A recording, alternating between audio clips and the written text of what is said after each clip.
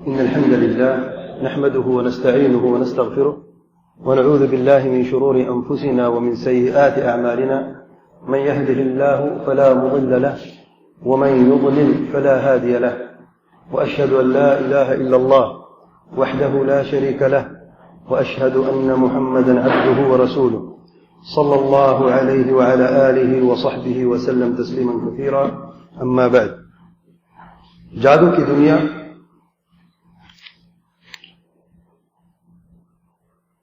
کے متعلق بات کر رہے تھے پچھلے درس میں،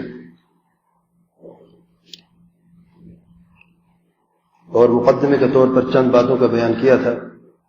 آج کے درس میں جادو کی تعریف اور جادو کی تاریخ اور جادو کی بعض قسموں کا بیان کرتے ہیں. جادو کی تعریف دو قسم سے کی جاتی ہے، ایک ہے عام معنی اور ایک ہے خاص معنی. عام معنی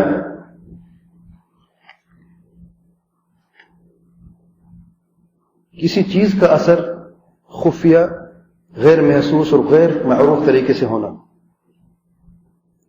کسی چیز کا اثر دوسری چیز پر خفیہ طریقے سے، غیر محسوس اور غیر معروف طریقے سے، اسے جادو کہتے ہیں. اس کی مثال، میں نے اس موبائل کو اٹھایا ہوا ہے، اٹھانے کا طریقہ معروف ہے، محسوس ہے، میں نے اپنے ہاتھ سے اٹھایا ہوا ہے.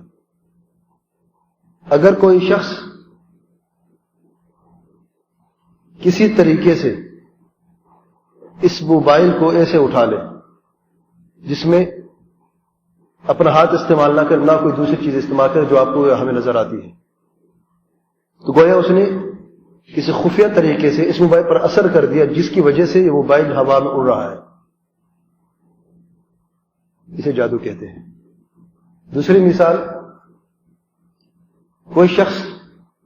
کسی شخص کو بازو میں درد ہے تو پیناڈول کی گولی کھا لیتا ہے یا درد کی گولی کھا لیتا ہے، اس کا درد تھوڑی دیر کے بعد جاتا رہتا ہے.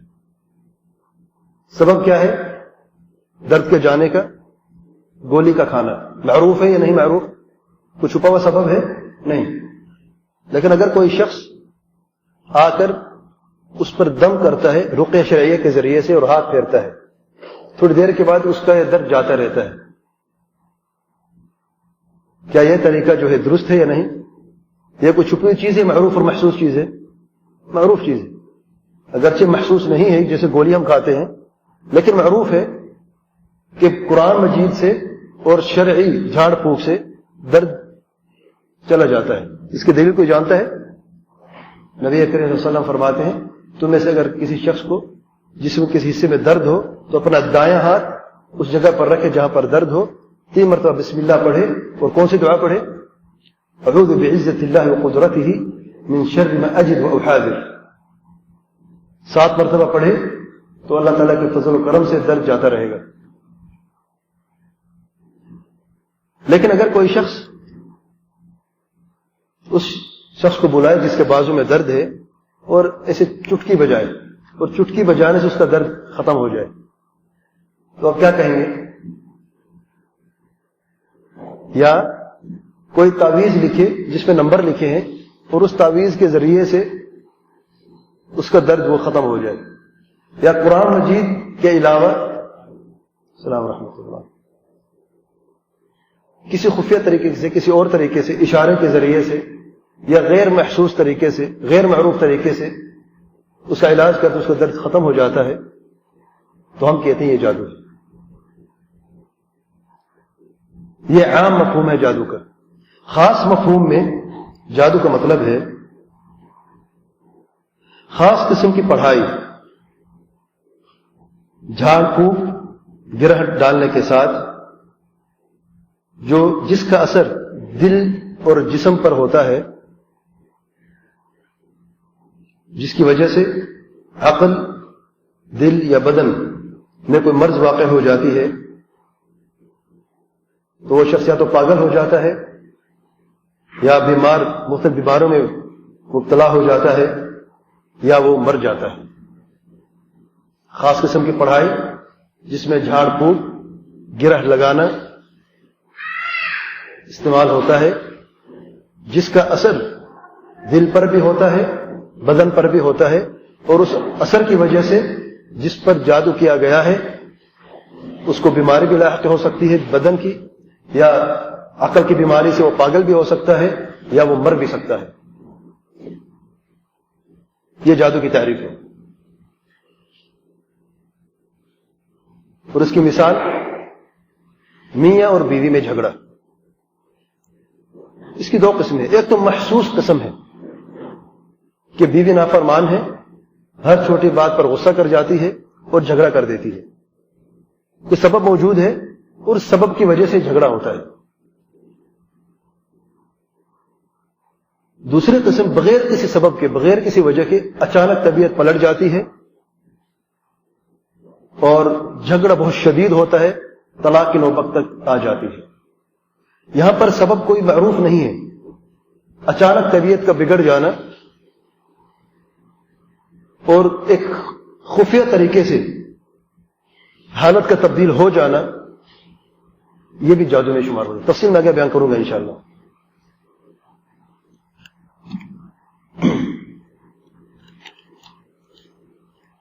جادو کی تاریخ علماء فرماتے ہیں کہ جادو کب شروع ہوا یہ نہیں جانتے، لیکن یہ ضرور جانتے ہیں کہ نوح علیہ الصلوۃ والسلام سے پہلے بھی جادو موجود تھا. نوح علیہ الصلوۃ والسلام سے پہلے جادو موجود تھا. اس کی دلیل میں کہ نوح علیہ الصلوۃ والسلام کی قوم نے کیا کہا؟ تم جادوگر ہو، ساحر کہا نوح علیہ الصلوۃ والسلام کو، جس سے معلوم یہ ہوتا ہے کہ جادو پہلے سے بھی موجود تھا. اور جتنے بھی انبیاء اور رسول علیہ السلام گزرے ہیں نوح علیہ السلام کے بعد، سب پر تہمتیں لگائی گئی جادو کی. کیونکہ نبی جب اللہ تعالی کی طرف سے وحی کا پیغام لے کے آتا ہے اور اپنی امت کو حق بات سمجھانے کی کوشش کرتا ہے، شرک سے منع کرتا ہے، بدکاریوں سے روکتا ہے، تو یہ معروف اور مسلم بات ہے کہ لوگ دو حصوں میں تقسیم ہو جاتے ہیں. ایک وہ لوگ جو حق کی بات کو سمجھتے ہیں اور اس رسول کی پیروی کرنا شروع کر دیتے ہیں، اور دوسرا گروہ جو ہے اس کی مخالفت شروع کر دیتا ہے اور یہ سمجھتا ہے کہ ہم حق پہ ہیں وہ باطل پہ ہیں. تو اسی وجہ سے ایک ہی گھر میں باپ بیٹے سے جدا ہوا، بیوی خاوند سے جدا ہوئی اور بھائی بھائی سے جدا ہوا. تو ان نافرمانوں نے یہ کہا نعوذ باللہ کہ جو رسول ہے یہ جادوگر ہے. جادوگر کیوں ہے؟ کیونکہ اس نے تفرقہ پیدا کر لیا اپنے اثر سے. اس کا ایسا اثر پڑا ہے کہ پیاروں کو آپس میں جدا کر دیا، الگ الگ کر دیا. تو یعنی یہ بات لوگوں میں موجود تھی پہلے سے کہ جادو کے اثر سے نفرتیں پیدا ہو جاتی ہیں اور پیاروں کو آپس میں الگ الگ اور جدا کیا جا سکتا ہے. پھر آہستہ سے جادو بڑھتا گیا اور ابراہیم علیہ السلام کے زمانے میں جادو کی نوعیت وہ نہیں تھی جو اس سے پہلے تھی. اور بابلین کے جو جادوگر تھے بابل کے علاقے کے، بہت مشہور ہوئے عراق میں.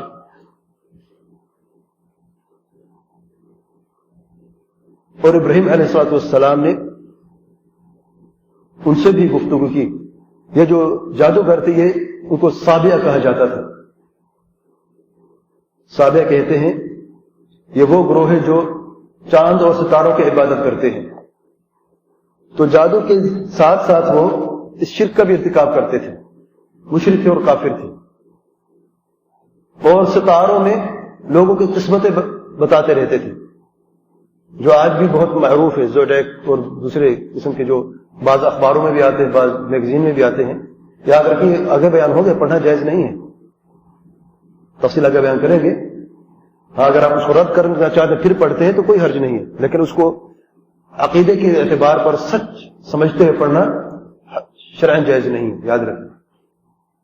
بہرحال تو یہ شرک اور بڑھتا گیا آہستہ آہستہ، اور موسیٰ علیہ السلام کے زمانے میں چوٹی پر تھا، گھر گھر میں جادو کی بات ہوتی تھی، گھر گھر میں جادو کی بات ہوتی تھی، اور جس گھر کے اندر جادو نہ کیا جاتا وہ معیوب سمجھا جاتا کہ یہ لوگ جو ہیں یہ اچھے نہیں ہیں، اتنا پھیل چکا تھا لوگوں کے رگوں میں جادو اور جادو کا اثر اور جادو سے محبت پھیل گیا تھا۔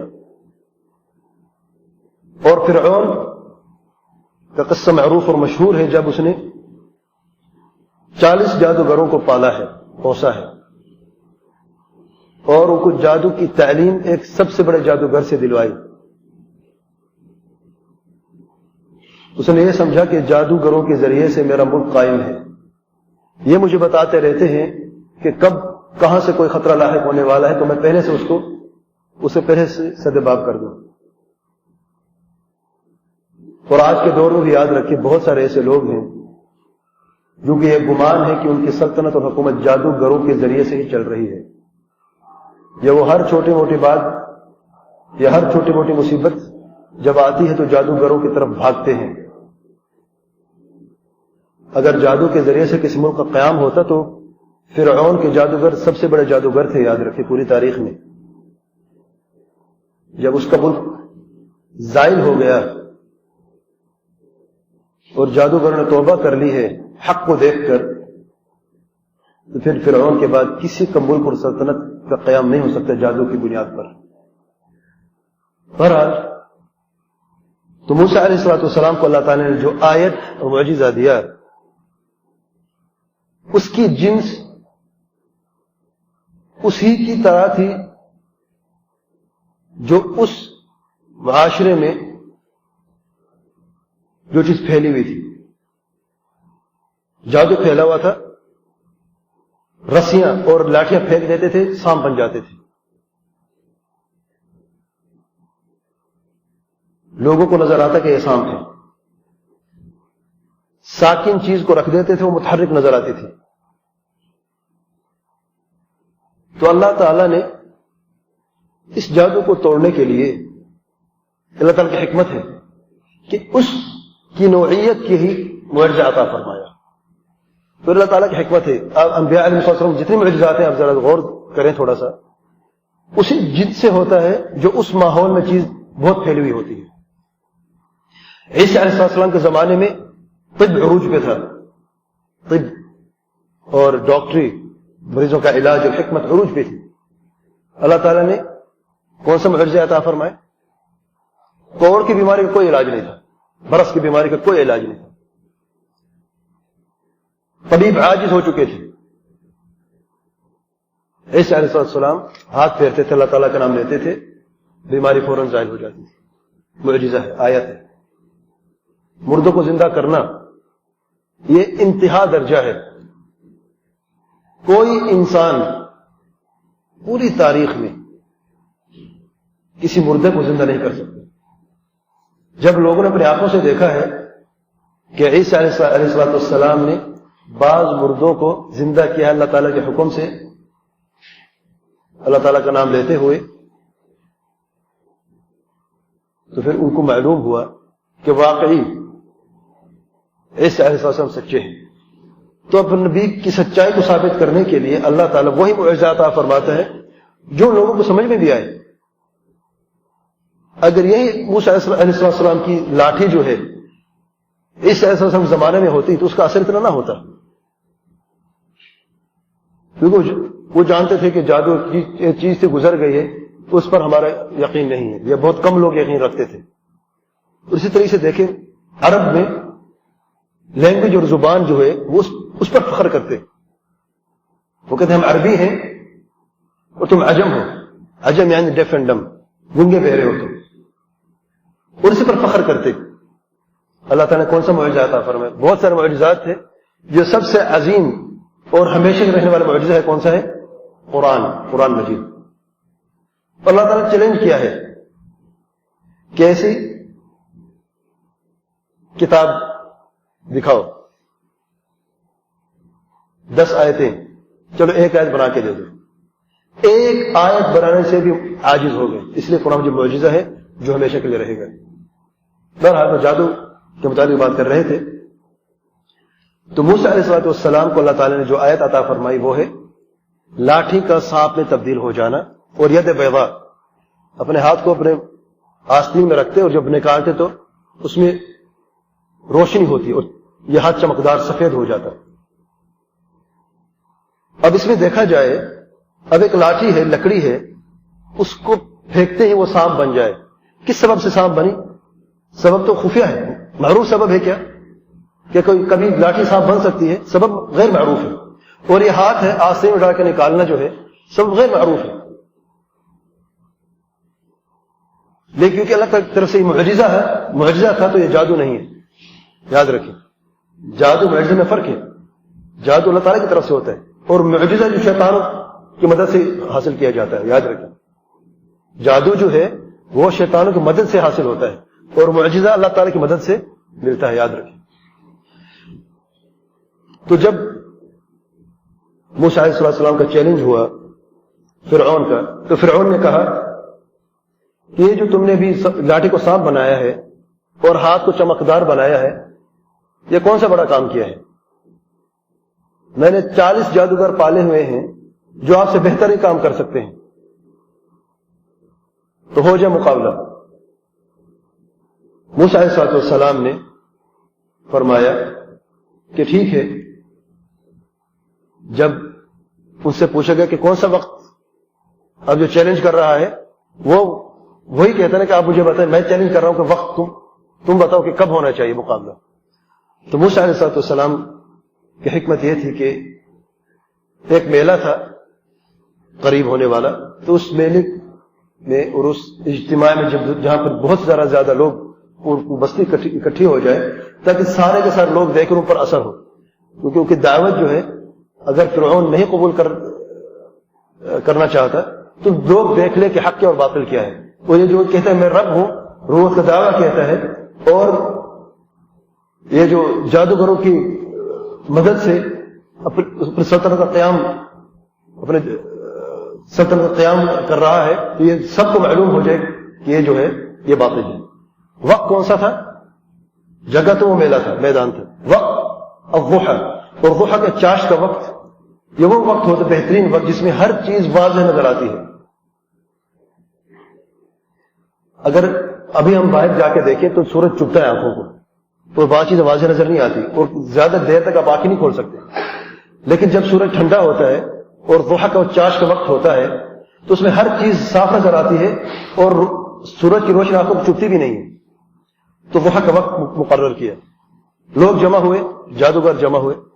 ایک طرف 40 جادوگر, ایک ہاتھ میں رسی اور ایک ہاتھ میں لکڑی, اور دوسری طرف موسیٰ علیہ السلام اور ان کے پیچھے ان کا بھائی ہارون علیہ السلام اور ہاتھ میں لاٹھی.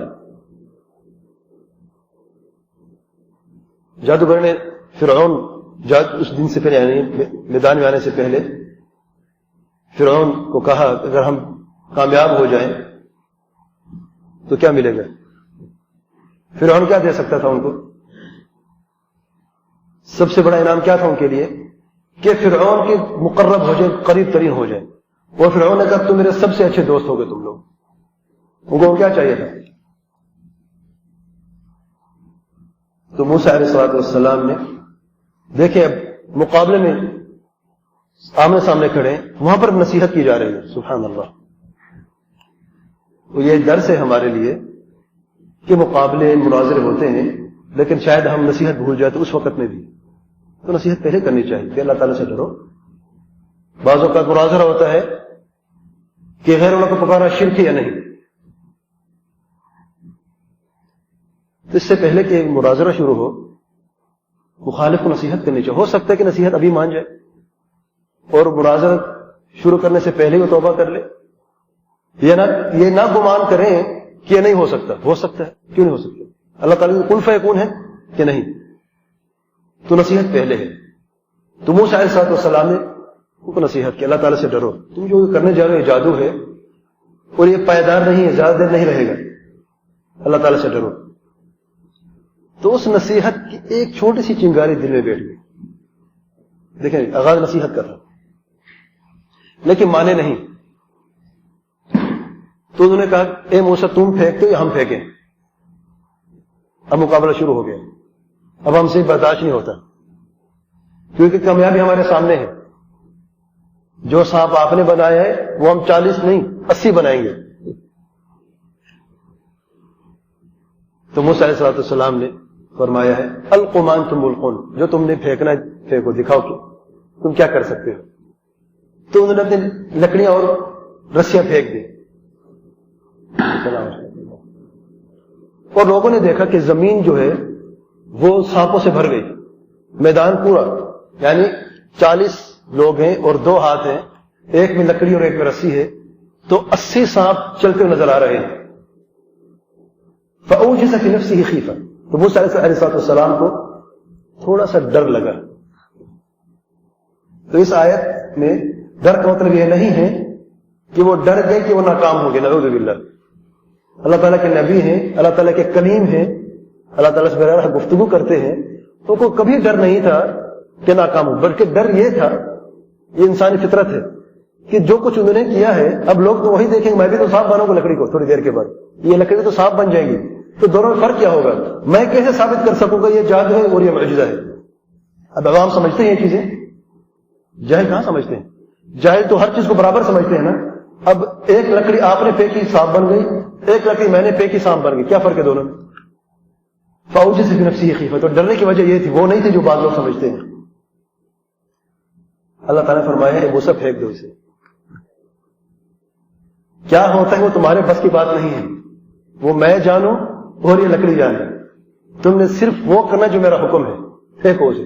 اس لیے بعض لوگ کہتے ہیں کہ انبیاء علم غیب جانتے ہیں. اگر انبیاء علم غیب مطلق جانتے ہوتے تو اللہ تعالیٰ نے کیوں فرمایا قرآن مجید میں فأوجس فی نفسہ خیفہ؟ تو نفس کا تھوڑا سے ڈر گئے. غیب جانتے ہیں کہ اسی سانپ نے ان کو کھا جانا ہے، تو کبھی پریشان ہوتے؟ ہرگز نہیں. تو نبی کبھی بھی علم مطلق نہیں جانتا. علم مطلق اللہ تعالیٰ کا حق ہے کہ ہر چیز کو جاننا کہ آگے کیا ہونے والا ہے. یاد رکھیں جو کچھ ہو چکا ہے بعض لوگ جان سکتے ہیں شیطانوں کو کسی ذریعے سے، اگر یہ بھی شرک ہے، لیکن جو علم مطلق ہے وہ اللہ تعالیٰ کا حق ہے. کسی بھی مخلوق کو اللہ تعالیٰ نے حق عطا نہیں فرمایا کہ ہر چیز جانے کیا ہونے والا ہے. پیارے پیغمبر محمد مصطفیٰ صلی اللہ علیہ وسلم کو اللہ تعالیٰ نے یہ حق عطا نہیں کیا. یاد رکھیں کیونکہ آپ وسلم زندگی میں بھی دیکھیں بہت سارے ایسے موقع آتے، قرآن مجید میں بھی ذکر ہے، صحیح حدیث میں بھی ہے کہ پیارے پیغمبر صلی اللہ علیہ وسلم نہیں جانتے تھے. اللہ تعالیٰ نے ان کو بیان کیا ہے، اور جو کچھ اللہ تعالیٰ نے عطا فرمایا، جو علم عطا فرمائے وہی ان کو آتا ہے، اور جو اللہ تعالیٰ نے نہیں ان کو علم عطا کیا تو وہ علم غیب ہی رہا ہے، ان کے لیے بھی ہمارے لیے بھی. تو جب لاٹھی پھینکی تو ایک بڑا سانپ اژدہا بن گیا اور ان سانپوں کو کھانا شروع کر دیا. اب جادوگر پریشان ہو گئے کیا ہو رہا ہے. جادوگر کا جادو جو تھا وہ آنکھ کا دھوکہ تھا. وہ حقیقتاً یاد رکھیں لکڑی کو رسی کو سانپ میں تبدیل کوئی بھی طاقت نہیں کر سکتی، کیونکہ لکڑی کو لکڑی کس نے پیدا کیا ہے؟ اللہ تعالیٰ. اور رسی کو رسی کس نے پیدا کیا ہے؟ اللہ تعالیٰ نے. سانپ کو سانپ کس نے پیدا کیا ہے؟ اللہ تعالیٰ نے. تو کوئی بھی مخلوق رسی کو سانپ بنا نہیں سکتی، اس کی حقیقت کو تبدیل نہیں کر سکتی. جادوگر یہ جانتے تھے، لیکن جب جادوگروں نے دیکھا کہ وہ سانپ جو موسیٰ علیہ السلام کی طرف سے آیا ہے، جو لاٹھی سانپ میں تبدیل ہوئی ہے، وہ حقیقتاً سانپ بن گئی ہے، آنکھوں کا دھوکہ نہ تھا. اور اس کی دلیل کیا ہے کہ اس نے دوسرے سانپوں کو کھانا شروع کر دیا. کیا لکڑی بھی کبھی لکڑی کو کھاتی ہے؟ اور کھانے کا مطلب یہ نہیں کہ جلا دینا، یعنی اس کو نگل لینا اپنے اندر. جیسے کہ سانپ کبھی دیکھا سانپ کو کوئی چیز کھاتے ہوئے، انڈا کھاتے ہوئے، کسی کھاتے ہوئے اس کو نگل لیتا ہے. تو 80 سانپ وہ ایک سانپ کھا گیا. جادوگروں نے اور کچھ نہ کر سکے، سجدے میں گر گئے اور کہا آمنا برب ہارون و موسیٰ، ہم ایمان لے آئے ہیں کہ موسیٰ علیہ السلام اور ہارون علیہ السلام دونوں سچے نبی ہیں، یہ اللہ تعالیٰ کے نبی ہیں، اور ہم نے اسلام اور ایمان قبول کر لیا اور دار اسلام میں داخل ہو گئے. اب فرعون کیا کرے؟ دیکھیں عجز کی انتہا، کمزوری کی انتہا. اب ظالم بادشاہ کیا کر سکتا ہے؟ سوائے تکلیف اور سزا سنانے کو کچھ کر سکتا ہے؟ تو کیا تہمت لگائے؟ میں جانتا ہوں کہ پہلے سے تمہاری ملی بھگت تھی ہے، تو پہلے سے ملے ہوئے تھے تم، یہ جو تم نے کیا ہے یہ پہلے سے مجھے پتا تھا تم نے ایسا کرو گے. یہ تم دونوں نے مل کے ایسا کیا ہے کہ تم لوگوں نے سجدہ کرنا ہے اور پھر یہ اقرار کرنا ہے کہ ہمارے ایمان ہے اللہ تعالیٰ پر، لیکن اس کی سزا ضرور ملے گی. سزا کیا ہے؟ ابھی توبہ کر لو، لوگوں کے سامنے اعتراف کر لو کہ ہم نے مل کے یہ سب کیا ہے، اور تہمت لگاؤ موسیٰ علیہ السلام پر تک لوگ متنفر ہو جائیں. ورنہ تمہارا انجام جانتے کیا ہے؟ تمہیں ٹکڑے ٹکڑے کر کے سولی پہ چڑھا دوں گا. یعنی زندگی میں دائیں ہاتھ کاٹنا، پھر بایاں پاؤں کاٹنا، پھر بایاں ہاتھ کاٹنا، پھر دایاں پاؤں کاٹنا، اس طریقے سے چاروں اطراف یہ کاٹنے ہیں. پھر زندہ اگر زندگی بات ہے سولی پہ چڑھا دینا جب تک مر نہیں جاتے. اور یہ خوفناک ترین طریقہ ہے مارنے کا. تو نے کہا اے فرعون، جو تم نے کرنا جا کے کرو. ٹکڑے ٹکڑے کرنا منظور ہے، اب کفر کا راستہ اختیار ہرگز نہیں کریں گے. دیکھیں ایمان جب دل میں بستا ہے تو کیسا اس کا اثر ہوتا ہے بدن پہ اور عقل پہ اور زبان پہ. اس میں ٹکڑے ٹکڑے ہوں گے کوئی پرواہ نہیں، سولے پہ چڑھا دوں گا کوئی پرواہ نہیں، مر جاؤ گے بھوکے اور پیاسے، کوے تمہارے دماغ کھا جائیں گے، تمہارے بوٹیاں نوچ لیں گے، کوئی پرواہ نہیں. اقضِ ما انت قاضٍ انما تقضي هذه الحیاة الدنیا. جو تم نے کرنا کرو، اس دنیا میں سزا دے سکتے ہو. تو یہ دنیا کس کے لیے باقی رہی ہے جو ہمارے لیے کچھ باقی رہے گی؟ ہم بھی چھوڑ کے جا رہے ہیں، تم بھی چھوڑ کے جاؤ گے کل. خالیت ہم بھی جا رہے ہیں، خالیت تم بھی جاؤ گے. لیکن ڈر ہے ہمارے اس دن کا، ہمیں ڈر ہے اس دن کا جس میں حساب ہمیں دینا پڑے گا اللہ تعالیٰ کو. کیا منہ دے کے جائیں گے اللہ تعالیٰ کے سامنے؟ اتنی بڑی آیت اور معجزہ دیکھ کر بھی ایمان قبول نہیں کیا. یعنی میسج تھا فرعون کہ ابھی وقت، تم بھی توبہ کر لو. بہرحال فرعون نے سزا سنا دی، ان کے ٹکڑے ٹکڑے کر دیے گئے لوگوں کے سامنے اور سورے پہ چڑھا دیے گئے، وہاں پر مر گئے. علماء فرماتے ہیں پوری تاریخ میں یہ واحد قصہ ہے جس میں صبح کے وقت یہ لوگ جہنمی تھے. جب نیند سے اٹھے کس تیاری میں اٹھے کہ اللہ تعالیٰ ایک نبی کا مقابلہ کرنا ہے اور جادو کے ذریعے سے مقابلہ کرنا ہے. کفر کی انتہا. ایک تو نبی کو جھٹلانا ہے، پھر اس کا مقابلہ بھی کرنا ہے اس کو جھوٹا ثابت کرنے کے لیے، اور دونوں میں فرق ہے. تو کفر کی انتہا. صبح کے وقت کافر تھے، جہنم کے حقدار تھے، شام میں جنت کی نہروں میں تیر رہے تھے. یہی لوگ اللہ تعالیٰ ایسے توبہ قبول فرمائی کہ یہاں سے ان کی جان نکلی، وہاں جنت کی نہروں میں تیر رہے تھے. یہ سچی توبہ کی نشانی ہے کہ جان چلی جاتی ہے چلی جائے، واپسی نہیں. پھر یہ جادو اور بڑھتا گیا اور سلیمان علیہ السلام کے زمانے میں جادو کا اتنا اثر زیادہ ہو گیا کہ جادو کی کتابیں بھی لکھی گئی. جادو کیسے کیا جاتا ہے، کالا جادو کیا ہوتا ہے، اس کے لیے اسپیشلسٹ بھی بنائے گئے. یہ بھی ابھی الگ کرنے کا اسپیشلسٹ ہے. یہ جادو کرتا ہے، اس سے بیٹے اولاد آتی ہے، اسپیشلسٹ ہے. یہ رزق کے لیے اسپیشلسٹ ہے. متخصصین ہو گئے، تخصص ہو گئے سب کے. جیسے آج ڈاکٹر میں اسپیشلسٹ ہیں، یہ بچوں کا ڈاکٹر ہے، یہ پیٹ درد کا ڈاکٹر ہے، آپریشن کا ڈاکٹر، اس طریقے سے مختلف ہیں. اس زمانے میں جادو اتنے عروج پر پہنچ گیا تھا تو کتابیں بھی لکھی گئی، اس کی تدریس بھی ہوتی تھی، درس و تدریس بھی ہوتا تھا. علم کے طور پر جادو جو ہے اتنا پھیل گیا، جیسے آج کل اکیڈمی ہوتی ہے کسی چیز کی، جادو کی بھی اکیڈمی تھی. اس طریقے سے لوگ تعلیم دیتے جادو کی. تو جب سلیمان علیہ السلام کو نبوت ملی تو انہوں نے سب سے پہلے اس جادو کا خاتمہ کیا. جتنی بھی کتابیں تھیں سب کو جمع کیا اور اپنے تخت عرش جو کرسی اس کے نیچے دفن کر دیا تاکہ کوئی پہنچ نہ سکے. کسی کی جرات ہے کہ سلیمان علیہ السلام گھر سے چوری تو ہو سکتے ہو جائے، لیکن تخت کے نیچے سے کوئی چوری کر سکتا ہے؟ کوئی جن، کوئی درند، کوئی پرند، کیونکہ اللہ تعالیٰ نے ان کے تابع کر دیے تھے، درندوں کو اور پرندوں کو، جنوں کو، شیطانوں کو تابع کر دیا تھا سلیمان علیہ السلام کی. اور یہ دعا سلیمان علیہ السلام نے خود اللہ تعالیٰ سے مانگی کہ اللہ تعالیٰ مجھے ایسا ملک عطا فرمانا جو کبھی کسی کو عطا نہیں کرنا بعد میں. تو اللہ تعالیٰ نے ایسا ملک عطا فرمایا ہے، ایسی بادشاہت تھی کہ صرف زمین کے اوپر نہیں بلکہ ہوا بھی تابع تھی، جن بھی تابع تھے، پرند بھی تابع تھے. اور اتنی اللہ تعالیٰ نے طاقت عطا فرمائی، معجزہ تھا کہ درندوں سے، پرندوں سے بات کرتے تھے، چیونٹیوں سے بات کرتے تھے سلیمان علیہ السلام. یہ سارے کے سارے چیزیں جو یاد رکھیں، یہ دیکھنے والے کے لیے مخفی چیزیں ہیں. یہ کون سے سبب ہیں جس سے بات ہوتی ہے؟ تو یہودی نے کیا کہا؟ یہودی نے کہا کہ سلیمان جادوگر تھا، سب سے بڑا جادوگر سلیمان ہے، نعوذ باللہ.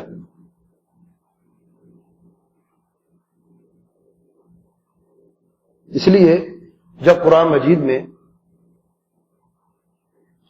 سلیمان علیہ السلام کا ذکر انبیاء کے ساتھ ہوا تو یہودی نے سب سے پہلے مخالفت کی ہے کہ محمد صلی اللہ علیہ وسلم ہم کیسے مانے کہ تو سچا ہے؟ آپ تو یہ فرماتے قرآن اللہ تعالیٰ کی وحی ہے، اور آپ نے ذکر کیا ہے سلیمان علیہ السلام اللہ تعالیٰ کے نبی ہیں. وہ تو جادوگر تھے، جادوگر کہاں نبی ہو سکتا ہے؟ ہم نہیں مانتے. اس لیے اللہ تعالیٰ نے، بلکہ یہودی میں بات کہاں سے پھیلی پتہ ہے آپ کو؟ جب سلیمان علیہ السلام نے اپنے کرسی کے نیچے اور تخت کے نیچے کتابوں کو دفن کر دیا تاکہ نہ کتابیں رہیں گی نہ علم بڑھے گا، اور سخت سزائیں سنا دی جادوگروں کو، اور لوگ ڈرنا شروع ہو گئے کیونکہ سزا بہت سخت تھی. آپ جانتے ہیں کہ جن بھی سزا دیتے تھے، شیطان بھی ڈرتے تھے اور جن بھی ڈرتے تھے، اور عام لوگ بھی ڈرتے تھے، بدکار سب ڈرتے تھے. تو جب ان کی وفات ہوئی سلیمان علیہ السلام کی، تو شیطان نے یہ کہا کہ یہ جو طاقت تھی سلیمان علیہ السلام کے پاس، یہ سارے کے سارے طاقت جادو کے ذریعے سے تھی، اور اسی جادو کے ذریعے سے ہی درند اور پرند پر ان کا قبضہ تھا، جنوں پر قبضہ تھا، شیطانوں پر قبضہ تھا. جو لوگ یہ خزانہ چاہتا ہے اور ایسا بادشاہ بننا چاہتا ہے، اور سلیمان علیہ السلام بھی جادوگر تھے، اس کی دلیل یہ ہے کہ اس زمین کو کھودو جو اس کے تخت کے نیچے ہے، وہاں پر آپ کو جادو کی کتابیں ملیں گی. سبحان اللہ. جب واقعی اس زمین کو کھودا گیا وہاں سے یہ کتابیں نکلی ساری. تو یہودی نے کہا کہ سلیمان جادوگر ہے، نعوذ باللہ. یہ اللہ تعالیٰ کی طرف سے امتحان تھا کہ نبی کی نبوت کو جاننے کے بعد اگر کوئی تمہیں شک و شبہ میں ڈالا کہ نبی نہیں ہے، یہ جادوگر ہے، کیا تم اس کے بعد مان لو گے؟ یہ امتحان ہے. اتنی طاقت اور معجزات دیکھنے کے باوجود بھی یہودیوں کے قدم پھسل گئے، اور انہوں نے کہا کہ واقعی یہ ثبوت ہے کتابیں ان کے تخت نیچے سے نکلی ہے. اس لیے وہ چھپا کے گئے، چھپ چھپ کے یہ کتابیں پڑھتا تھا سلیمان علیہ السلام، اللہ تعالیٰ کے نبی نہیں تھا. وہ پھر اسی جادو کا آغاز ہوا دوبارہ سے، جو وقتی طور پر رک گیا تھا وہ پھر یہ اس طریقے سے پھیلا پوری دنیا میں کہ آج آپ دیکھتے ہیں کہ کافر تو کافر، کیونکہ ہندو بھی جادو کرتے ہیں، یہودی بھی جادو کرتے ہیں، عیسائی بھی جادو کرتے ہیں، لیکن مصیبت یہ ہے کہ بعض مسلمان یا اکثر مسلمان بھی جادو کرتے ہیں. کافر تو ویسے کافر ہے، اسے اللہ تعالیٰ کو کیا جانا ہے، وہ کیا مانا ہے اللہ تعالیٰ کو، وہ تو ویسے بے ایمان ہے. لیکن مسلمان کلمہ پڑھنے کے بعد وہ اس راستے کو کیوں اختیار کرتا ہے؟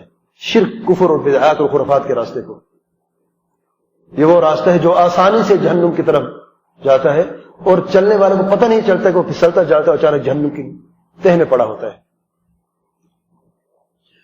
اور یہ جو سارا قصہ میں نے بیان کیا تاریخی، یہ ابن اسحاق نے اپنی تاریخ میں اس کو بیان کیا اس طریقے سے. جادو کی قسمیں 10-12 کے قریب ہیں. وقت کتنا ہے ہمارے پاس؟ ابھی وقت ہے.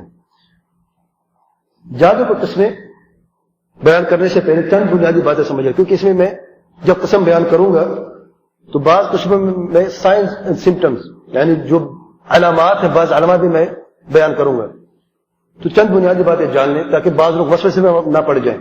بعض لوگ وسوسے میں پڑ جاتے ہیں کہ یہ تو ہمارے اندر بھی ہے، ہم پر کسی نے جادو کیا ہے. اسی چند بنیادی باتیں سمجھنے اچھے طریقے سے. نمبر 1،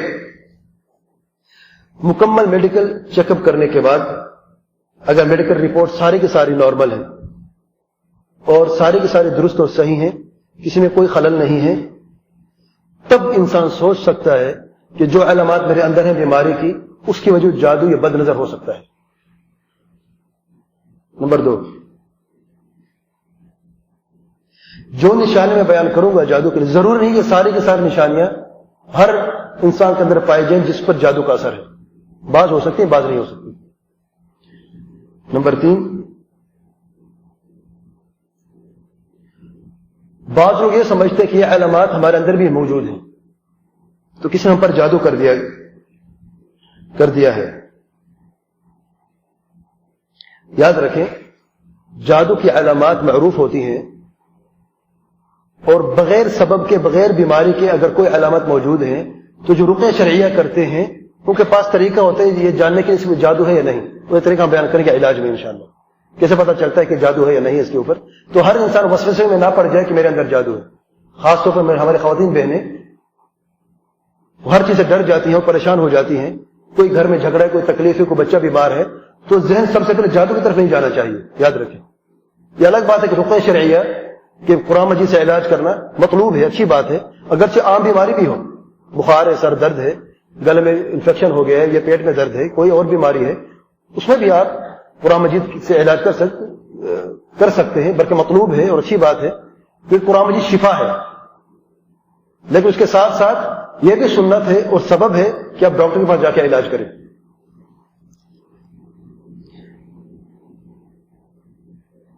تو جادو کی قسمیں، نمبر 1، اجمالی طور پر جادو کی جو قسمیں وہ 2 کی جاتی ہیں۔ نمبر 1، سحر حقیقی، حقیقی جادو، جس میں سچائی ہوتی ہے، یعنی دھوکہ نہیں ہوتا، اور اس کا اثر بھی ہوتا ہے صحیح طریقے سے، اس کو کہتے ہیں سحر حقیقی۔ اور اس کی مثال جس کو ذکر اللہ تعالیٰ نے کیا ہے قرآن مجید میں، یعلمون الناس السحر، آیت السحر میں، بابل کے علاقے میں ہاروت اور ماروت دو فرشتے تھے جو کہ اللہ تعالیٰ نے متعین کر دیا، امتحان تھا لوگوں کے لیے جو لوگوں کو تعلیم دیتے تھے جادو کی، اور وہ پہلے سمجھا دیتے تھے کہ ہم یہ برا کام آپ کو سکھا رہے ہیں تو بچ کے رہنا، پہلے منع کر دیتے تھے تاکہ حجت نہ رہے ان کے اوپر، اور یہ بھی بتاتے تھے کہ اس کے بعد کیا ہونے والا ہے، اللہ تعالیٰ کی کتنا گناہ، کتنا آپ کو سزا ملنے والی ہے۔ لوگ پروانہ کا جادو سیکھتے۔ سحر البابلین جو ہے اس کو کہتے ہیں سحر البابلین، بابل کے علاقے کے جادوگر تھے، بہت معروف اور بہت یعنی جادو کی جو انتہائی درجے کے بدترین قسم تھی نا وہ کرتے تھے، جسے کالا جادو کہتے ہیں، جسے انسان کی موت واقع ہو جاتی ہے عام طور پہ۔ اس میں جو سب سے بڑی قسم تھی، جو موت سے بھی بڑی تھی، جس کا اللہ ذکر قرآن مجید میں کیا، کہ میاں بیوی میں جدائی پیدا کرنا۔ انسان مر جاتا ہے تو اس کی فیملی پر اس کی جدائی کا اثر ہوتا ہے، بس بچوں پر بھی وقتی طور پر ہوتا ہے، بعد میں وہ ختم ہو جاتا ہے، کیونکہ مر تو ہر انسان نے جانا ہے، پھر انسان اپنے نارمل روٹین میں واپس آ جاتا ہے۔ لیکن جس کے ماں باپ جدا ہو جائے تو ایک نفرت ان کے دل میں رہتی ہے، بدلے پہ اتر آتے ہیں، بچوں پر برا اثر ہوتا ہے، اور پھر معاشرے میں ان کا اثر پھیل جاتا ہے، برائی کا اثر، جادو بھی پھیلتے، بدکاریاں پھیلتی، نافرمانیاں پھیلتی ہیں۔ تو اس لیے یہ اس جادو سے بھی بڑھ کر ہے جس سے موت واقع ہوتی ہے کہ میاں بیوی میں جدائی ہو جائے، اسے اللہ تعالیٰ اس کو خاص طور پر قرآن میں اس کا ذکر کیا ہے۔ تو جس جادو کے ذریعے میاں بیوی میں جدائی ہو جائے تو یہ حقیقت ہے، یہ کوئی خیال تھوڑی ہے، یہ کوئی دھوکہ تھوڑی ہے، یہ تو حقیقت ہے کہ ایسے عمل سے میاں بیوی کا تفرقہ ہوا ہے جو عمل معروف نہیں ہے، یعنی نہ تو کوئی شکر خوری کی وجہ سے ہوا ہے اور نہ ہی کوئی بدسلوکی کی وجہ سے ہوا ہے، اچانک جھگڑا ہوا اور طلاق ہو گئی، یا جھگڑا بڑھتا گیا آہستہ آہستہ، ہر چھوٹی بات پہ جھگڑا اور حالت تبدیل ہوئی، طلاق واقع ہو گئی۔ دوسری قسم ہے سحر تخیلی، جس میں دھوکہ دیا جاتا ہے، آنکھوں کا دھوکہ اور حقیقت نہیں ہوتا، جیسا کہ فرعون کے جادو گروہ کا قصہ میں نے بیان کیا، یہ حقیقت نہیں تھا، یعنی رسیاں ہی تھیں، دیکھنے والے کو صاف نظر آ رہی تھی، بلکہ اس کا اثر اللہ تعالیٰ کے نبی موسیٰ علیہ السلام پر بھی ہوا۔ یاد رکھیں، جادو کا اثر اچھے لوگوں پر بھی ہوتا ہے، بعض لوگ کہتے ہیں اچھے لوگوں، نیک لوگوں پر جادو کا اثر نہیں ہوتا۔ اگر اللہ تعالیٰ کے انبیاء پر جادو کا اثر ہو سکتا ہے تو پھر انبیاء کے بعد وہ کون سا نیک انسان ہے جس پر جادو کا اثر نہیں ہو سکتا؟ نبی اکرم صلی اللہ علیہ وسلم پر جادو کا اثر ہوا، یہودی عورت نے جادو کیا تھا، اور موسیٰ علیہ السلام کا پر بھی جادو کا اثر ہوا کہ ان کو لاٹھیاں اور رسیاں ہلتی ہوئی صاف نظر آ رہی تھی. اللہ تعالیٰ فرماتے سورہ طٰہٰ میں یخیل الیہ من سحرہم انہا تسعی، کیونکہ جادو کی وجہ سے یخیل الیہ انہا تسعی کہ یہ رسیاں اور لکڑیاں جو ہیں یہ ہل رہی ہیں، چل رہی ہیں.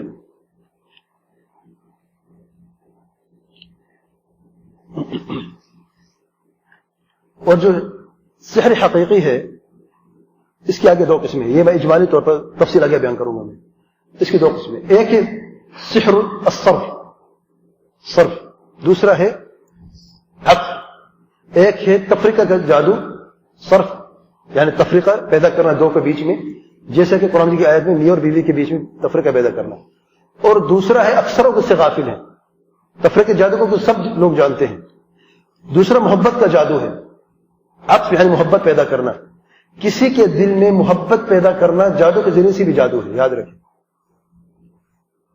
بعض لوگ کسی جگہ پر رشتہ طلب کرتے ہیں اپنی بیٹی کا، اپنے بیٹے کا رشتہ،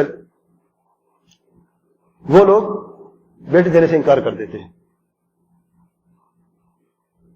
تو یہ نہیں کہتے کہ اگر اسے بہتری ہوتی تو رشتہ ہو جاتا. تو تقدیر، اس لیے پچھلے درس میں تقدیر کے درس میں نے بیان کیا کہ اکثر لوگ تقدیر کے معاملے میں بہت غلطیاں کرتے ہیں، اور تقدیر کے متعلق جو ارکان ایمان کا چھٹا رکن ہے اس کے متعلق کبھی سوچا بھی نہیں کہ ہم نے زندگی کیسے بسر کرنی ہے تقدیر کے ایمان پر. جس مسلمان کا ایمان تقدیر پر مضبوط ہے تو کبھی بھی اس کا جادو کی طرف یا نافرمانی کی طرف قدم نہیں اٹھے گا، یاد رکھیں. اس کی مثال ہمارے سامنے ہے. اب بیٹے کا رشتہ اس نے نہیں دیا اور انکار کر دیا تو یہ کہنا چاہیے تھا اگر اس بہتری ہوتی تو رشتہ ہو جاتا. لیکن نہیں، بعض لوگ جادو کا راستہ اختیار کرتے ہیں. نہیں، اس نے کیسے انکار کیا؟ لڑکی پسند ہو تو یہ ہم لے کے رہیں گے، دوسرا راستہ نہیں ہے. یہ جو راستہ اختیار کیا گیا جادو کا، یہ باطل ہے.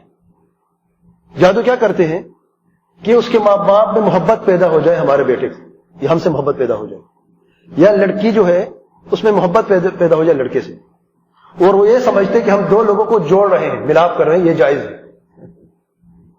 جیسا کہ دو لوگوں میں، دو محبت کرنے والے میں تفریقہ کرنا جائز نہیں ہے، اسی طریقے سے دو لوگ جو آپس میں نفرت کرتے ہیں ان کو اس طریقے سے جوڑنا بھی جائز نہیں ہے. ایک شخص اپنی ایک لڑکی فلان لڑکے سے شادی نہیں کرنا چاہے، اس کو پسند نہیں، تو وہ کون سا اچھا عمل آپ کرنے جا رہے ہیں جو جادو کے ذریعے اس کے دل کے اندر محبت پیدا کر دے؟ کون سا اچھا عمل ہے یہ؟ مجبور کرنا ہے کہ نہیں؟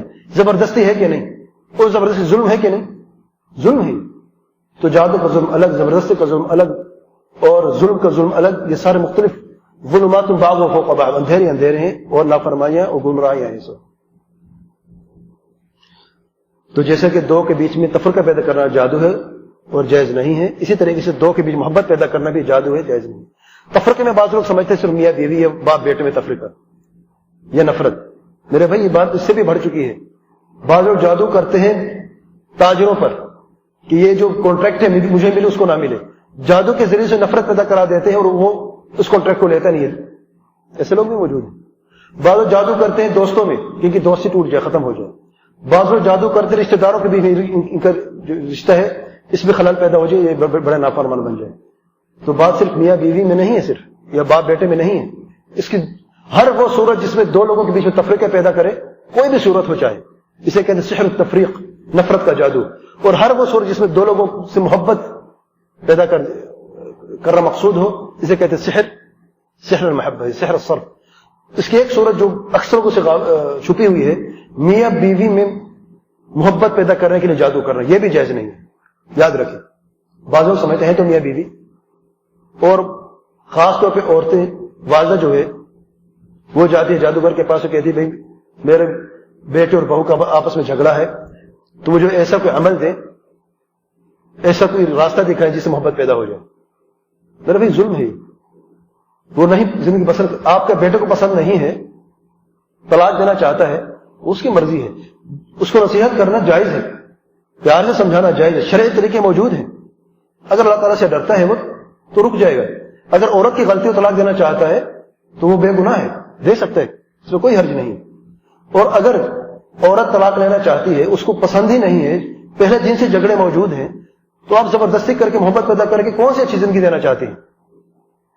یہ بھی جائز نہیں، شرع یاد رکھیں، یہ بھی جادو کی قسم ہے اور سب گناہ میں برابر ہیں۔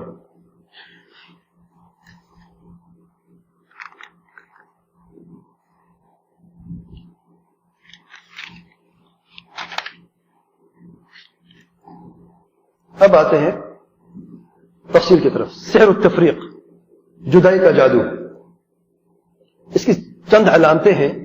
نمبر 1، اچانک حالات کا تبدیل ہو جانا۔ خوش تھا گھر میں، ابھی گھر سے نکلا بالکل ٹھیک ٹھاک تھا، پچھلی زندگی ہماری بڑی اچھی گزری ہے، لیکن اچانک ابھی آیا ہے، گھر میں داخل ہوا ہے، یا وہ گھر میں داخل ہو تو اس کی بیوی جو ہے یا جس کے اوپر جادو کیا گیا اس کی حالت اچانک تبدیل ہو گئی، اس کے چہرے کی رنگت، اس کا موڈ، اس کے بات کرنے کا انداز، اس کے اخلاق، اس کا ادب، سب کچھ، سب کے اندر بگاڑ پیدا ہو گیا، اچانک تبدیلی ہونا۔ نمبر 2، کثرت سے شک کرنا، ہر بات پہ شک، ہر بات پہ شک۔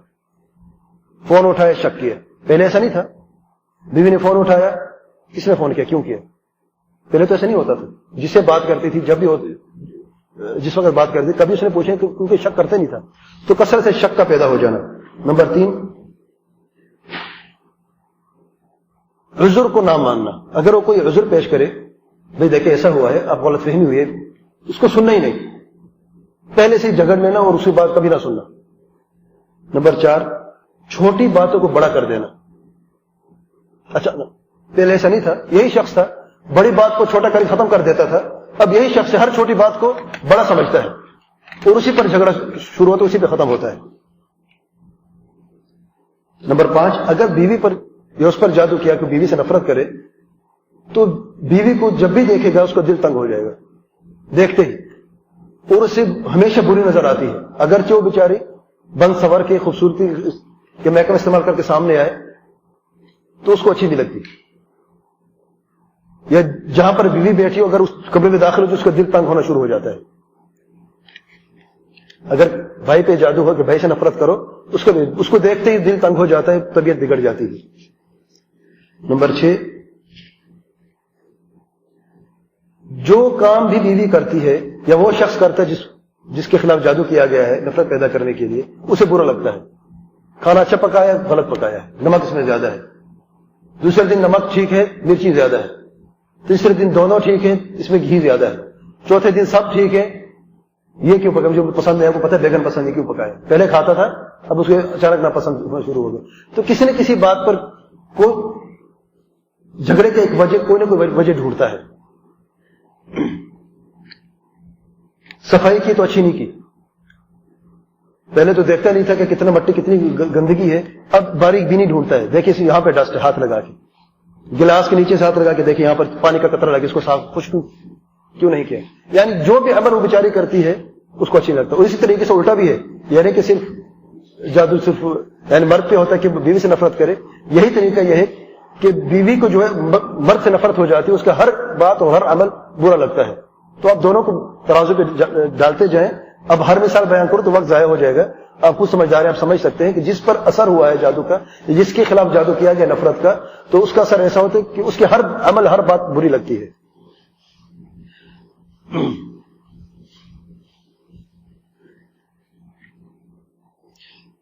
ساتواں، نمبر 7 جو علامت ہے، جہاں پر بیوی بیٹھے وہ اس جگہ کو چھوڑ کے چلا جاتا ہے،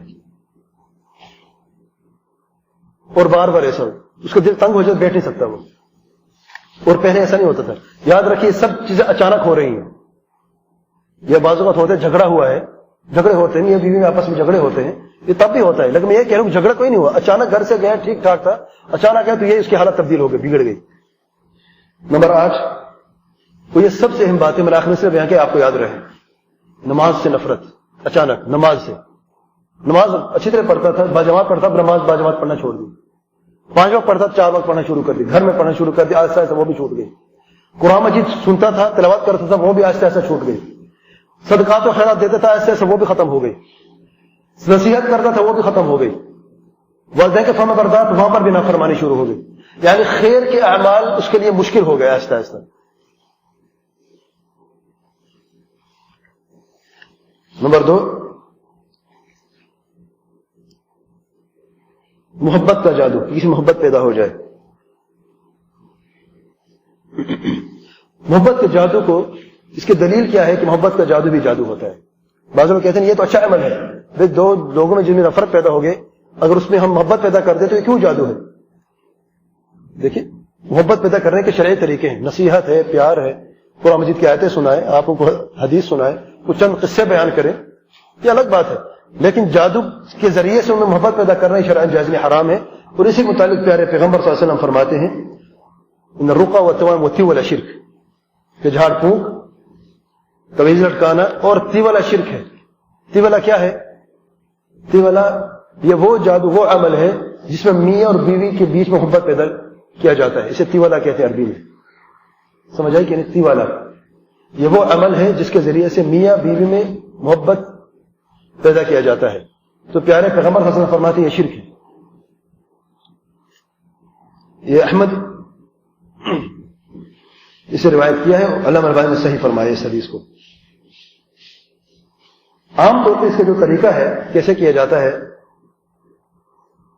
کہ عام طور پہ جادوگر جو ہے وہ حیض کے خون کو استعمال کرتا ہے، عورت کے حیض کے خون کو استعمال کرتا ہے جادو میں، پھر اس پہ عمل کرتا ہے اور پھر کوئی طلاسم اور جھاڑ پھونک کرتا ہے اس کے اوپر. قرآن مجید کی آیتیں الٹی پڑھنا یا اور پھر قرآن مجید کی آیتیں کو اس حیض کے خون سے لکھنا، نعوذ باللہ.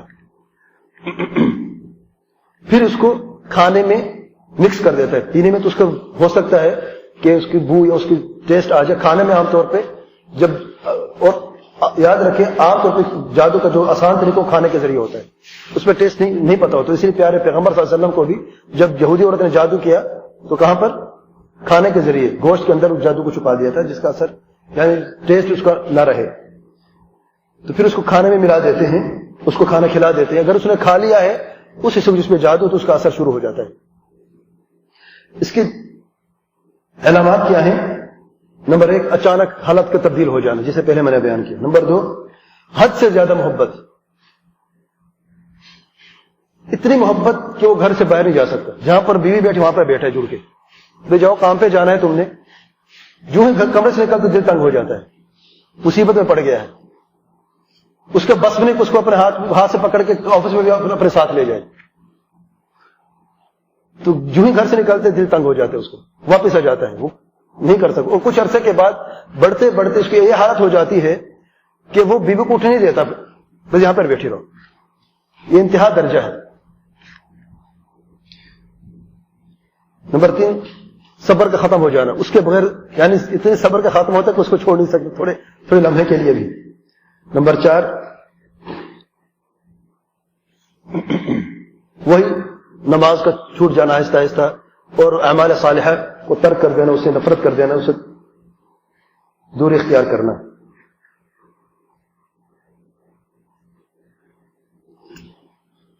یاد رکھیے جو بات ہو رہی ہے یہ حد سے گزرنے کی بات ہو رہی ہے، ورنہ بیوی سے محبت مقصود ہے، والدین سے محبت مقصود ہے، رشتہ داروں سے محبت مقصود ہے، مسلمان بھائیوں سے محبت کرنا مقصود ہے سب. لیکن ہم یہ بات کریں حد سے زیادہ گزر جانا، اس کی یہ علامتیں ہیں، اور اس سے بڑھ کے بھی علامتیں ہو سکتی ہیں.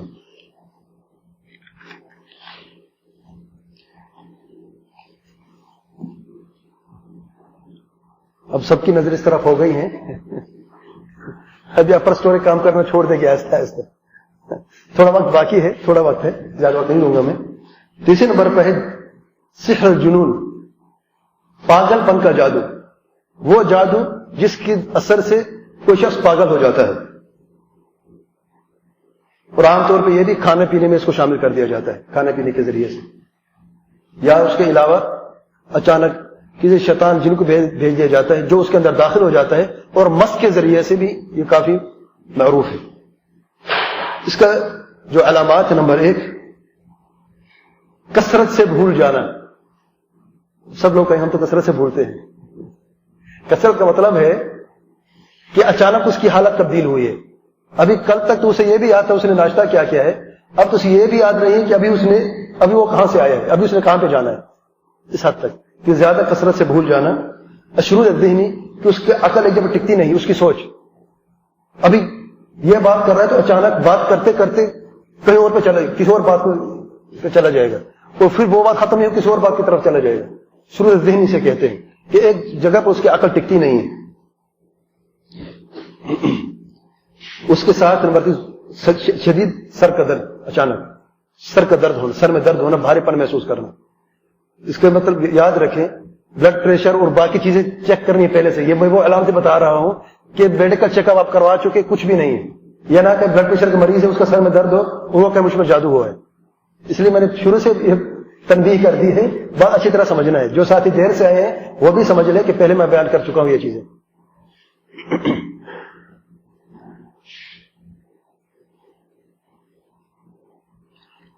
شکل و صورت سے بالکل بھیانک, اچانک اس کی حالت بگڑ گیا, کپڑے خراب, اور اس کی کبھی صفائی کا خیال نہیں, مشکل سے چہرہ پرمود ہوتا ہے, اس سے بو آتی ہے. یہی شخص تک کل تو نہا دھو کے غسل کر کے کام پہ جاتا تھا اور اپنے بالوں میں کنگھی داڑھے کو بھی سنوار کے جاتا تھا, کپڑے بھی اچھے پہن کے جاتا تھا, خاص خیال رکھتا. ابھی اچانک سے کیا ہو گیا ہے, اچانک حالت بگڑ گئی ہے, اور گندگی کو یعنی جہاں پر بو ہے وہاں پر زیادہ بیٹھتا ہے, گندگی جگہ پر زیادہ بیٹھتا ہے, کپڑوں کو نجاست لگی ہے, گندگی لگی, اس کو پرواہ نہیں ہوتا, کپڑے اتارتا نہیں ہے. ایک جگہ پر ٹک کے نہیں بیٹھنا, یہاں پر بیٹھا ہے اچانک اٹھ کھڑا وہاں پر بیٹھے گا, بے سکونی, عجیب سی بے سکونی ہے.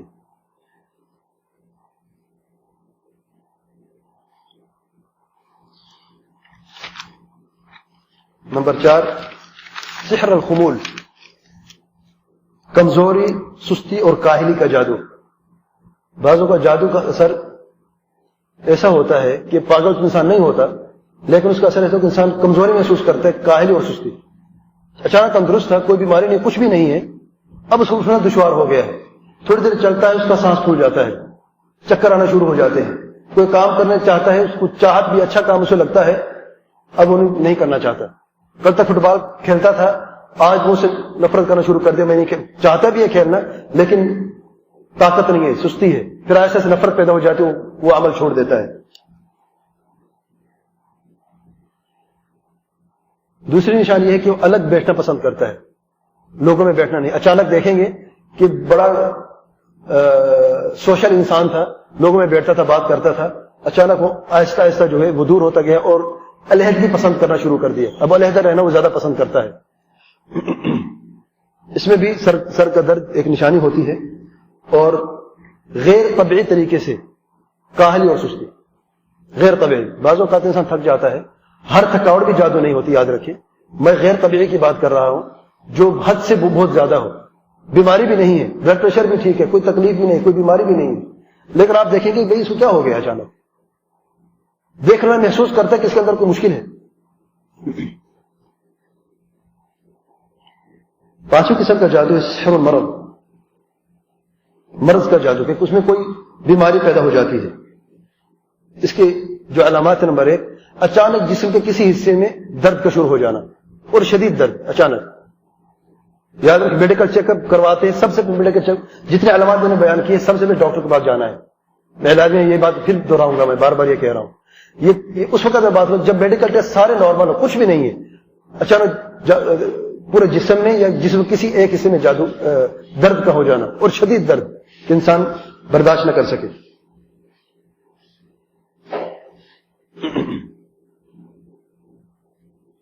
اور اتنا ایسا درد کہ ڈاکٹر علاج نہ کر سکے, علاج کے باوجود بھی درد موجود ہے, تھوڑا کم ہوتا ہے پھر مسلسل جاری ہے.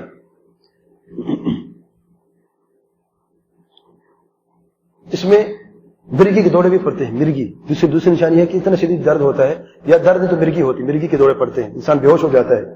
یا درد نہیں تو جسم کا ایک حصہ یا پورا جسم میں شلل ہو جاتا ہے, بالکل عاجز, حرکت سے انسان عاجز ہو جاتا ہے, پیرالسس ہو جاتا ہے.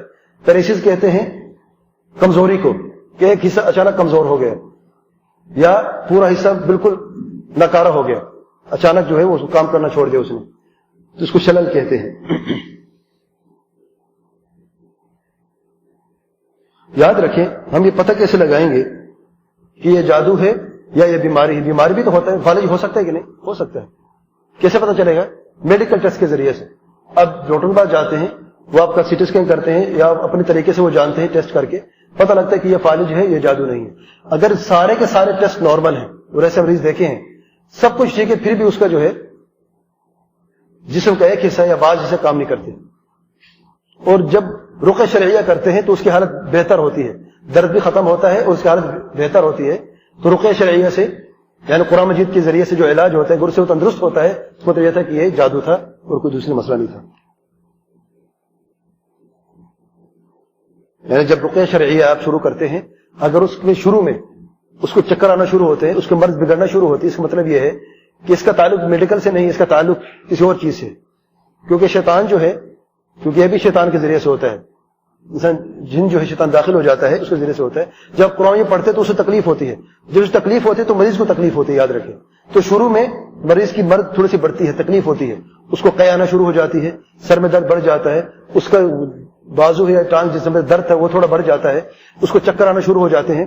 یہ سارے علامات اس کے اندر کوئی مشکل ہے، اور مشکل کیا ہے؟ کوئی جادو ہو سکتا ہے یا جن کا کوئی آسیب ہے یا بدنظر یا کوئی اور چیز ہے، یعنی میڈیکل مسئلہ نہیں ہے۔ چھٹے نمبر پہ ہے، اور اس میں بھی یاد رکھیں قرآن مجید کی تلاوت اسے اچھی نہیں لگتی، نماز سے دوری، یہ سب علامات یہ سب کے اندر ہے۔ تو اس لیے اگر میں بعض میں بیان نہ کروں تو یہ جاننا کہ سب کے اندر موجود ہے، یہ کہ نماز سے نفرت کرنا، قرآن مجید کی تلاوت سے نفرت کرنا اور اچھے اعمال سے نفرت کرنا۔ چھٹے نمبر پہ سحر التخیل، وہ میرا خیال ہے وقت ہے، باقی کوئی کتنی ہے؟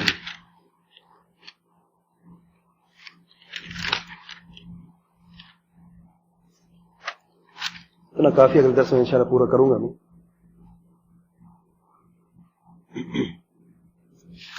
اللہ تعالیٰ سے دعا ہے علم نافع عمل صالح کی توفیق عطا فرمائے، قرآن سنت پر چلنے کی، اس سلف صالحین کے روشن منہج پر زندگی بسر کرنے کی توفیق عطا فرمائے۔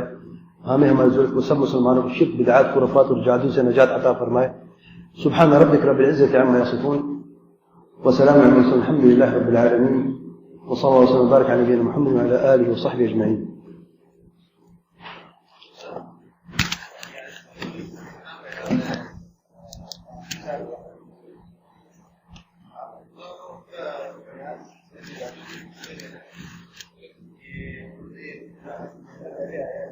میں سن رہا ہوں جی ہاں۔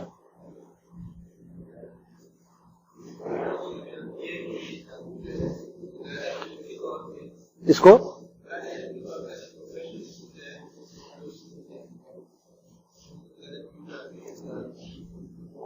آپ نے سنا ہے؟ وہ خود سنا ہے؟ بہرحال بھائی کا یہ سوال ہے کہ بعض لوگوں کے نزدیک جادو ایک علم جسے سیکھنا چاہیے۔ بھائی یہ کہہ رہے کہ جاوید غامدی صاحب نے یہ بات کی ہے۔ یاد رکھیں جادو یا متعلق اللہ تعالیٰ نے فرما دیا قرآن مجید میں۔ اگر یہ لوگ واقعی قرآن مجید کو حق سمجھتے ہیں اور یہ کہتے کہ ہم قرآنی ہیں، اور تو ان کو سمجھنا چاہیے کہ جادو کے متعلق اللہ تعالیٰ نے قرآن میں واضح الفاظ میں فرمایا ہے وما کفر سلیمان ولکن الشیاطین کفروا یعلمون الناس السحر۔ اس سے واضح الفاظ کوئی نہیں ہوں گے کہ کفر سلیمان علیہ السلام نے نہیں کیا، کفر کیا جادوگروں نے، شیطانوں نے۔ کیوں کفر کیا ہے؟ وجہ یعلمون الناس السحر، لوگوں کو جادو کو تعلیم دیتے تھے۔ تو جادو کو تعلیم دینے والا کافر ہے میرے بھائیو، یہ اللہ تعالیٰ کا فرمان ہے، یہ میرا قول نہیں ہے۔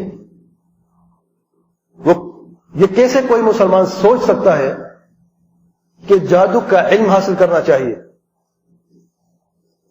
سبحان اللہ۔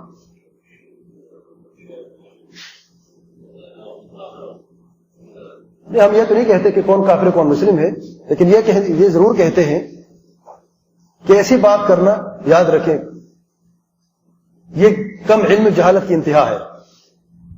میرا نہیں خیال کوئی علم والا انسان ایسی بات کرے گا، خاص طور پہ وہ لوگ جو یہ دعویٰ کرتے ہیں ہم قرآن مجید پر عمل کرتے ہیں۔ کیونکہ میں یہ جانتا ہوں کہ یہ لوگ جو ہیں یہ منکرین حدیث کا انکار کرتے ہیں اور ہمیشہ قرآن ہی کی بات کرتے ہیں۔ تو بھئی قرآن کی بات کیوں نہیں مانتے ہو؟ تو یہ واضح دلیل ہے کہ بات قرآن ماننے حدیث ماننے نہ ماننے کی نہیں ہے، بات یہ ہے کہ صرف اپنی بات کو ہی ماننا ہے۔ چاہے اللہ تعالیٰ کا فرمان قرآن مجید میں ہو، اس کو بھی موڑ توڑ کے اپنی عقل کے مطابق اس کو بیان کرنا ہے، اس میں تحریف اور تعویل پیش کر کے۔ اب اس واضح آیت میں جو وہ تفسیر بیان کرنا چاہے، جو وہ تحریف کرنا چاہے، ان کی مرضی ہے، لیکن الفاظ واضح ہیں. وما كفر سلیمان ولكن الشياطين كفروا يعلمون الناس السحر. واضح الفاظ ہیں. یہ بات بالکل درست نہیں ہے اور غلط بات ہے. کہنے والا کوئی بھی ہو، ویسے کوئی غرض نہیں ہے، لیکن جادو کا علم حاصل کرنے والا، جادو کرنے والا انسان کفر کا ارتکاب کرتا ہے. سبحانك اللهم وبحمدك اشهد ان لا اله الا انت استغفرك واتوب اليك.